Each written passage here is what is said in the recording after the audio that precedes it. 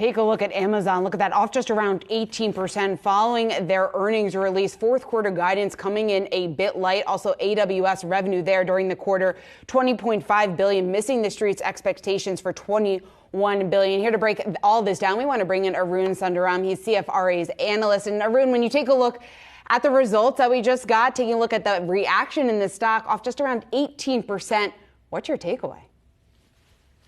Yeah, I mean, I guess we shouldn't be surprised to see some, big tech sell-off. It seems like when companies do miss these large cap names, we're seeing large sell-offs. We saw that earlier today with Meta. But the big theme here, I think, for the sell-off and after hours is the guidance. The guidance was, especially the sales guidance, was well short of consensus. Amazon's guiding for Q4 sales of $140 billion to $148 billion. Consensus was around $155 billion. So that's about 5 to 10%, short of consensus there.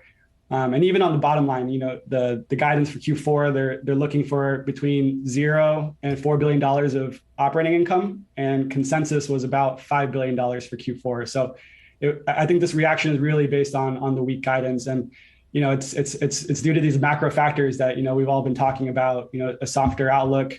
And now it looks like, we knew Amazon's e-commerce business was slowing down, but now we're also seeing that trickle into their AWS business, which has historically been the much faster growing cash cow for Amazon. So we're now seeing, AWS slow, which is similar to what I think Microsoft reported earlier this week. They saw a similar effect as well. And that's what I want to ask you about, the AWS number. That's largely been the investor story for quite some time, far more so than the retail business. What does it tell you that number disappointed?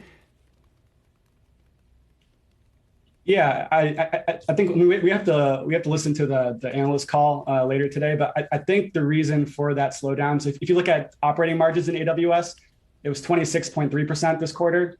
The consensus was about 29%. And I think the big culprit there might be due to higher energy costs, to power these AWS servers. It's a lot of natural gas, electricity. I think that's a big culprit there. And also, I believe stock-based compensation was higher than expected. Amazon's it's having to pay a lot to hire and retain a lot of their engineers in their AWS business. So I think the combination of higher energy costs and higher stock-based compensation was really the reason for that margin hit in AWS. What do you think this means just in terms of the pressure that CEO Andy Jassy is going to be under to further cut costs? Do you think he's going to have to face a little bit more on that front because of these results?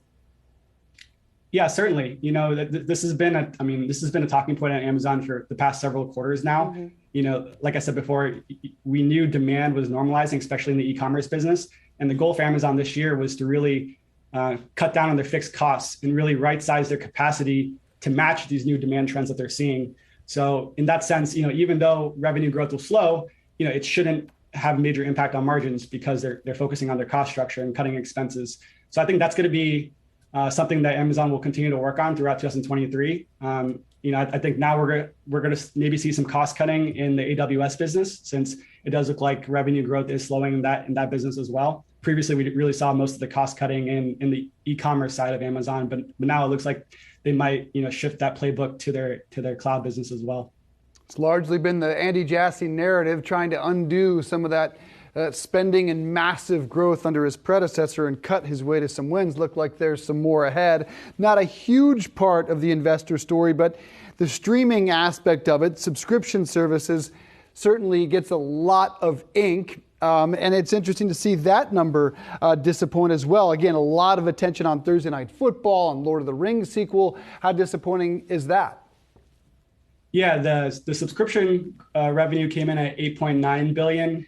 Consensus was around $9.2 billion. We also projected around $9.2 billion of subscription revenue growth. And I think you also have to lump in advertising into that. Advertising is a growing part of their business, especially as they grow out their, Prime Video streaming service. Yeah. At least on the advertising side, that did beat consensus slightly. We saw about 25% growth in advertising.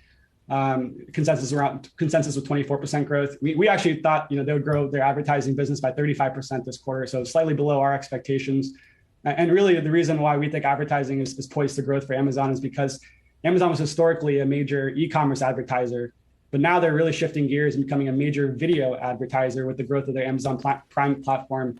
We're seeing all this new Amazon Originals, this highly anticipated Lord of the Rings series got released in September. Thursday Night Football. These are, these programs cost Amazon a lot of money, and they're hoping that turns into really strong growth in their advertising segment and also their subscription segment. So yeah, we did see some weakness or some weaker than expected results in subscription and their subscription segment, but I think that made up for it a little bit on their advertising side. So I guess how much of this is really a timing issue? And then when we look ahead to the call that's going to get underway, what's the number one thing that you want to hear from management?